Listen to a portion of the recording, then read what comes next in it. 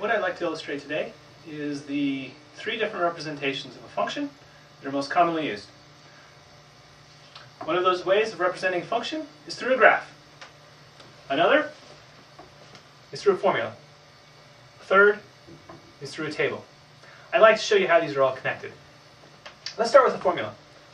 A formula gives us a way of taking an input, which we call the variable x, and it tells us a formula for how to find the output.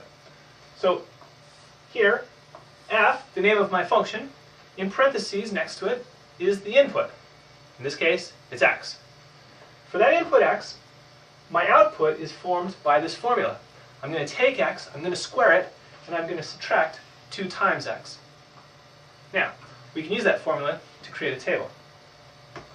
On the left of my table is my input. On the right is my output. If I take the input 0, that's my value for x. I plug 0 into my formula, and I get an output value, 0 squared minus 2 times 0, which is 0. So that's how I get all these values. For example, let's do one more. 0.5. If I take the number 0.5, I square it, that's 0.25. 2 times 0.5, that's 1. 0.25 minus 1, negative 0.75.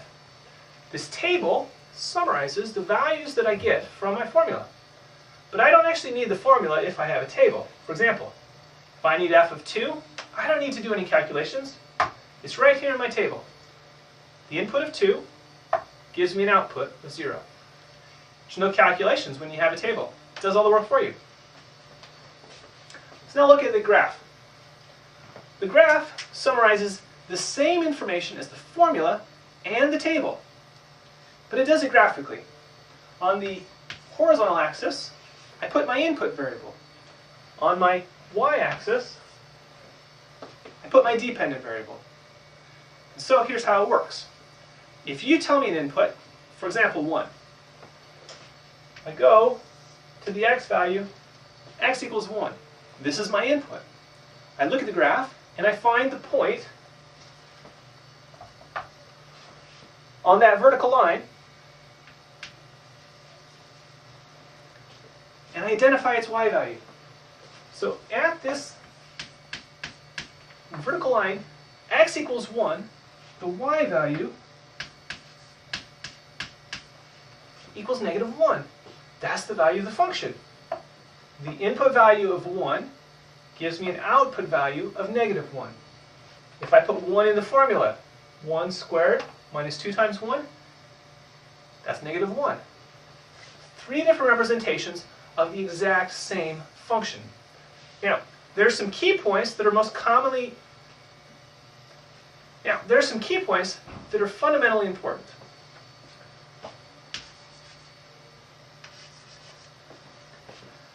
The points where the input results in an output of 0 are called the zeros of a function. F of x equals 0. The solutions to that equation are called the zeros, or the roots of the function. And so by looking at the graph, I can see that at 0 and at 2, the graph goes through the axis. Now, this point, when x equals 0, is also called something special. It's called the y-intercept.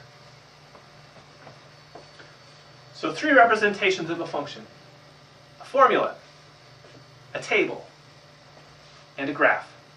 They all convey the same information, but they do it in a different way. Notice, for example,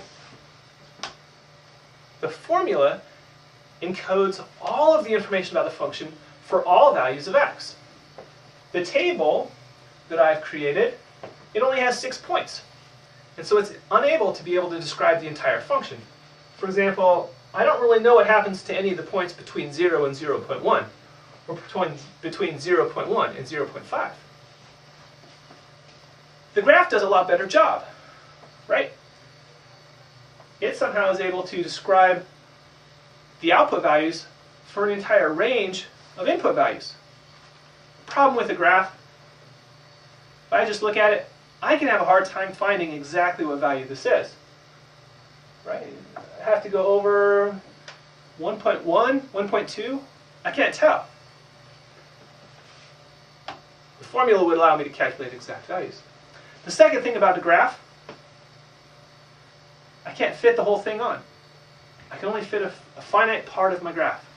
So if I want information about behavior far away from where my picture is, the graph isn't helpful. So there you have it. 3 representations of a function, giving us 3 different types of information.